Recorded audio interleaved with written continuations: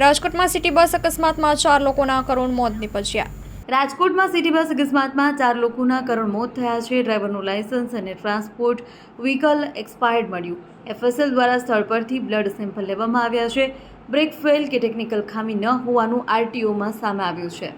Driver નશામાં ન હોવાનું બ્રેથ એનાલાઇઝર ચેકમાં જણાવ્યું છે। ગાંધીગ્રામ પોલીસ સ્ટેશનના મનુષ્યવધ સહિતની કલમ હેઠળ ગુનો નોંધાયો છે। દોષિત સામે કડક કાયદેસર કાર્યવાહી થશે તેવું ડીસીપી જગદીશ બાંગરવાએ જણાવ્યું છે। અહેવાલમાં ન્યૂઝ સંદીપ ચાવડા, રાજકોટ। આજે સવારે ગાંધીગ્રામ પોલીસ સ્ટેશનના ઇન્દિરા સર્કલ ઉપર એક આરએમસીની ઇલેક્ટ્રિકલ સિટી બસ દ્વારા એક અકસ્માત સર્જાવવામાં આવ્યો હતો।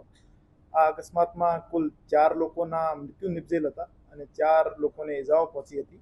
આ બાબતે ગાંધીગ્રામ પોલીસ સ્ટેશનમાં બીએનએસની કલમ 105 જે કે સાપરાધ મનુષ્યવધ છે અને આના સિવાય બીએનએસની કલમ 125A, બીએનએસની કલમ 125B, બીએનએસની કલમ 281, 324(4) અને એમવી એક્ટની કલમ 5, 177, 181 અને 184 હેઠળ ગુનો નોંધવામાં આવ્યો છે અને તપાસ દરમિયાન જે બનાવ સ્થળ છે એમાં ફોરેન્સિક ક્રાઇમ સીન મેનેજર દ્વારા પ્રિઝર્વ કરાવીને એફએસએલ ઓફિસરની હાજરીમાં ત્યાં ઈ સાક્ષ્યમાં વિડીયોગ્રાફિક પંચનામા કરવામાં આવ્યા હતા અને સ્થળ ઉપરથી ગાડીના ટુકડાઓ અને લોહીના નમૂનાઓ અને બીજા વિવિધ પુરાવા અને સાક્ષ્યો એકત્ર કરવામાં આવેલ હતા।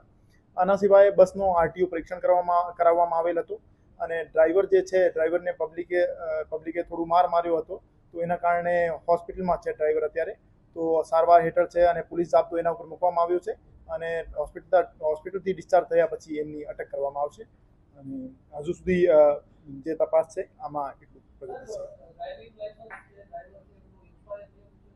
તપાસ દરમિયાન સામે આવ્યું છે કે જે ડ્રાઈવર છે એમના પાસે ટ્રાન્સપોર્ટ વ્હીકલ ચલાવવાની લાયસન્સની મુદત પૂરી થઈ ગઈ હતી 17/2/2025ના રોજ। એના પછી એમના પાસે ટ્રાન્સપોર્ટ વ્હીકલ ચલાવવાની વેલિડિટી નહોતી।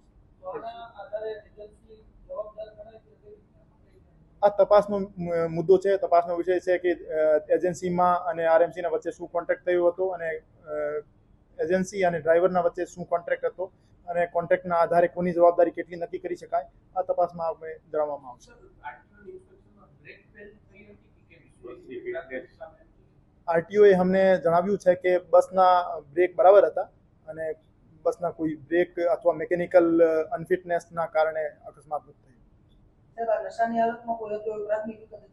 અમે ડ્રાઈવરના બ્લડ સેમ્પલ લઈ લેવામાં આવ્યા છે જેના એલ્કોહોલની હાજરી અથવા કોઈ બીજા અન્ય નશાકારક પદાર્થની હાજરી છે કે કેમ એના માટે તપાસ માટે સેમ્પલ મોકલી દીધા છે અને બ્રેથ એનાલાઇઝરથી ચેક કરતા ડ્રાઈવર એલ્કોહોલની હાજરી એમાં જણાઈ આવેલ નથી।